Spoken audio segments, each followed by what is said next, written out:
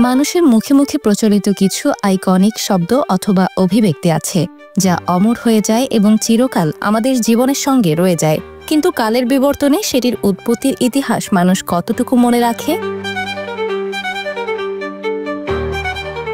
ইনকিলাব জিন্দাবাদ তেমনই একটি স্লোগান। ইনকিলাব শব্দটি ১৯২১ সালে মৌলানা হাসান মোহানি একটি স্লোগানে প্রথম ইনকিলাব জিন্দাবাদ কথাটি ব্যবহার করেছিলেন। এরপরই এটি আমাদের স্বাধীনতা সংগ্রামের মিছিলের প্রধান স্লোগান হয়ে উঠেছিল।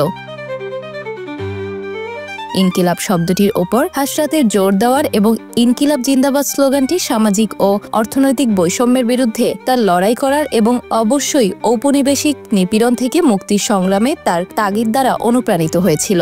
হাসরাত মোহানি এই স্লোগান লেখার অনেক আগেই রাশিয়ায় বলশেভিকদের বিপ্লব হয়েছিল এবং সেই বিপ্লব বিশ্বব্যাপী নিপীড়িত স্বাধীনতার সংগ্রামের প্রতীক হয়ে উঠেছিল। ১৯২৯-এর দশকের মাঝামাঝি থেকে এই স্লোগান ভগৎ সিং এবং তার নওজোয়ান ভারত সভা এবং একই সঙ্গে তার হিন্দুস্তান সোশ্যালিস্ট রিপাবলিকান অ্যাসোসিয়েশনের রণহুঙ্কার হয়ে ওঠে। ভগৎ সিং ইনকিলাব বা বিপ্লবের প্রতি প্রতিশ্রুতিবদ্ধ ছিলেন, তবে তার লক্ষ্য শুধু রাজনৈতিক বিপ্লব ছিল না। তিনি যুগ যুগ ধরে চলা বৈষম্যমূলক প্রথা ভাঙতে একটি সামাজিক বিপ্লব চেয়েছিলেন।